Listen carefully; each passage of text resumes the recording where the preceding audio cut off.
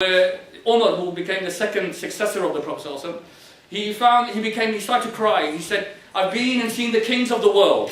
Hercules, Caesar, Khosrows, the Persians, the Romans, the other empires of the day. I've seen the kings sleeping upon luxurious beds and upon their thrones. But when you sleep upon a bed made of sticks and stones. Sticks and leaves. And when you sleep upon it, when you would wake, it would leave an imprint upon his body. And he says, O Prophet of Allah, let us lay a soft bed for you, so that you can be comforted by this. Let us lay a soft bed for you. And he said, look, I have nothing to do with this world. I'm just a rider that's riding, taking a journey. And I've just rested under a tree for a short period of time, only to awake and resume my journey. And so the transitory nature of this world. And the real riches for a Muslim are in the next world. And the greatest of those riches is to see the face of Allah. So, these are, and I think as the audience probably agree, and I'd like to get a different perspective. If you're not a Muslim, I'd like to get your perspective on this as well. I've given you two examples of the life of the Prophet ﷺ. These are why he was called Rahmatul lil Alameen, a mercy to all worlds. And his whole mission, his 23 years is nothing other than mercy. Now I know that is a bit of a paradigm shift, because there's this perception of Islam, terror, war, killing, conquest. Subjugation, and there is that stereotype. But again, when you look in the overall context, when you look at the Prophet by all means was not a pacifist. But through all of it, and I'll show you some, and I'll take you through a bit of the journey. His whole prophecy, nothing other than mercy to all humanity. Now, as someone who's got a different perspective, why do you think it is that Muslims have failed in really projecting the true life of the Prophet ﷺ and this personality to a Western audience and a British audience? Anyone?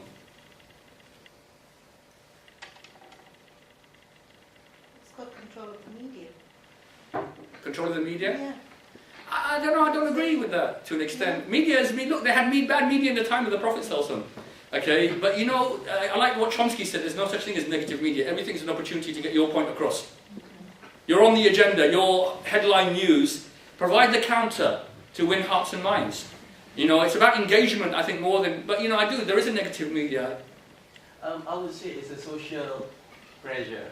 Okay. Yeah, even I can see that parents, they tell their children, make sure you score your exam, make sure you do this, make sure you do this, make sure you do that. It's individualistic. Right. They don't tell the children, make sure your friends go out, help others, yes. Make sure you do yourself, make sure you get the best thing, make sure you get good score. I think that's a very good point, that today we live in an environment where all people really, the values that we are being socialized on are individualistic, materialistic values about our own independence, our own independent wealth, our own security for the future.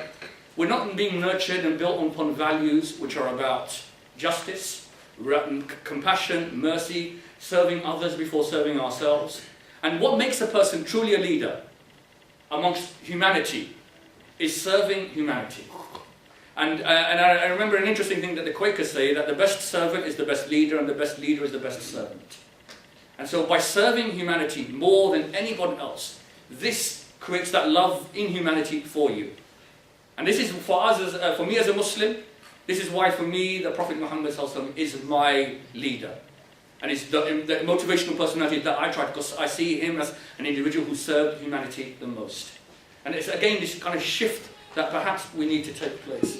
Now, and so again, to begin with, as I've mentioned, وَمَا أَرْسَلْنَاكَ إِلَّا رَحْمَةٌ لِلْعَالَمِينَ, and we have sent you, O Muhammad, as nothing but a mercy for all the worlds. So the Prophet Muhammad is not just for the Muslims. He's not just our Prophet. He's a gift for all of humanity. He's there for all people to look into his life and be inspired. In the same way, with regards to Christ, with regards to Isa alayhi salam. Isa, the Prophet Isa, Jesus, interestingly, is a Middle Eastern personality. He's a Semitic person of Jewish background. He's not indigenous to the British Isles. He's not indigenous, he's someone who is a foreigner.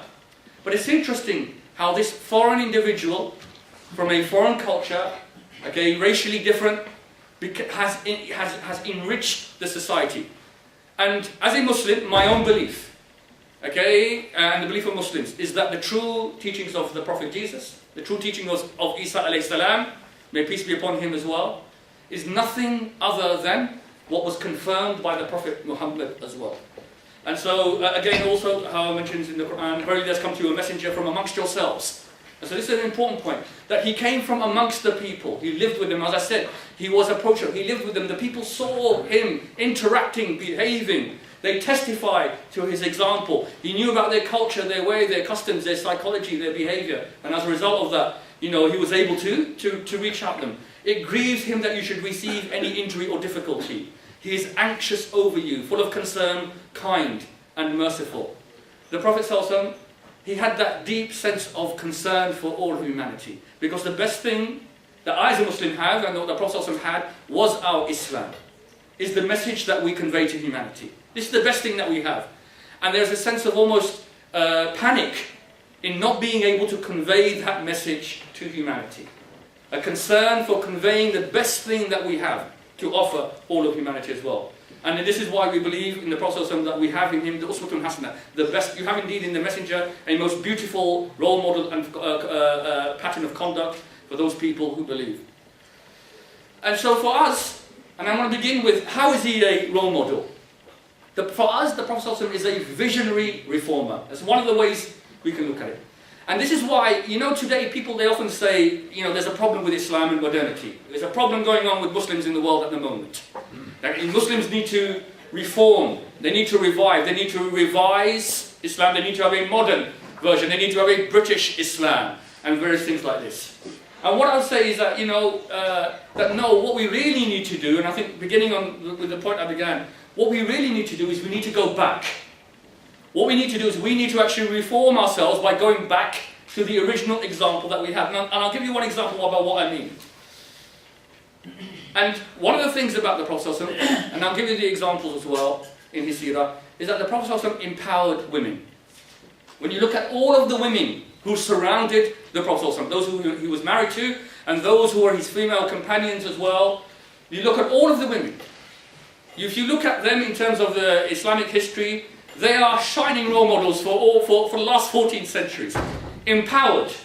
Aisha radiallahu anha, his most beloved wife, she's the fourth greatest scholar in Islam. You can't pick up an Islamic book without having the traditions that are narrated by Aisha.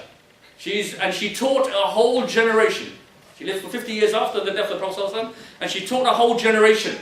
She was a jurist, she was an advisor to the rulers, she was a commander of an army, and it goes on.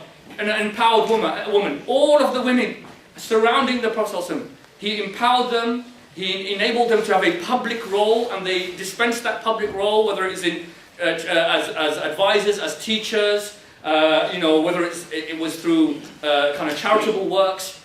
And so these are just some of the examples of the rights granted 600 Christian era, granted by the Prophet ﷺ to women in his time. And interestingly, the women didn't have to fight for these rights. They were just given by Allah to women. Okay, and of course, the big challenge was being able to change the social attitudes of the society. The big challenge, in order to change a society who was steeped in all manner of ignorance and quite depraved, and really create a shift in the society from a society in which women were absolutely nothing to being empowered with all of these rights. But amazingly, when you look at the life of the Prophet, in 23 years he did it. So he enabled women to have all of these rights. And so Islam, it began, what we can say is that Islam, it began with a progressive reform agenda. If you look at them, and I suppose one of the most important one of these rights is right number 2. Right number 2, women have the right to independent wealth. And because women have the right to ownership and independent wealth, again, something which was greatly contested from, and I suppose we were only granted in Europe in the last 100 or so years. By having independent wealth, it meant a woman could exercise true freedom and exercise her independent choice. That meant that, she would not have to be coerced by men into marriage, into slavery, into bonded labour, into prostitution, or anything like that. And also on top of that, if you did have wealthy enough to have your own independent wealth, that's fine. But if you were not wealthy enough in that time, if you were a widow, or if you were a person who was destitute, then through the zakah system, 2.5% of the wealth of every individual had to be given to a collective fund, and then that would be given to those people who are needy, including widows and destitute women. So therefore, in Islam, 14 centuries ago, women were guaranteed independent wealth, guaranteed their own income, and as a result could exercise their own choice. So Islam began in a very, very progressive, with a very progressive reform agenda, and empowering women with rights. Then what happened, interestingly, along the way, and this is why Islam's spread around the world was very different from other conquering empires. Because, I'll give you one example, Syria. Syria was a non-Arab country. It was they were Caucasian, predominantly Christian, Aramaic-speaking, Greek-speaking. By the year 650, Syria was under Muslim rule, and it became they embraced Islam as their religion, Arabic as their language, racially as well. Kind of married into Arab communities as well. And so 14 centuries later, interestingly, Syria is a solidly Muslim country, Arabic-speaking, and so you still see that Islam is fundamental to its kind of social fabric. Now, interestingly, what history shows us is that where individuals are being forced, to embrace values against their core values, then they are always insurgent. They're always looking to oppose. And so as soon as they have the opportunity for the conquerors to disappear, then they return back to their original values. But that's interesting, that's not the history of Islam. Because Islam brought a fundamentally kind of paradigm-shifting reform agenda. Not just regarding women, but regarding all aspects of society. When we're talking today, one of the biggest issues, we're talking about 24th century, we need a new economic system. What have the bankers done to you? They've absolutely messed up your future. I'm knocking on a bit now, and but your future, your employment prospects, your student life, have been totally decimated by the current economic system. And they're trying to fix this system. But, how can you break something which is fundamentally flawed, like the current interest-based financial and banking system? What's the alternative paradigm? Why was it that Christ was in the temple whipping out the moneylenders? Because of interest. And again, what does Islam say? Islam proposes a new economic system. And the Prophet was a trader, a businessman. Why he gained the name Sadiq al-Amin? This was the name that he was given by the non-Muslims in his time. He was given the name Sadiq al-Amin, which means the most truthful one and the most trustworthy one. Because of his business dealings with people. Such integrity and ethics in terms of his business dealing, that as a result of that, people, recognize it. And this is why his first wife Khadija, who employed him, then proposed to him in marriage, and they were married, and they remained married, for 25 years. Again, because of the integrity in his business dealing. And then, fundamental to that, was the Islamic model of trade, is one in which there is no credit, no interest. It's based upon open, transparent financial dealing, and profit and loss.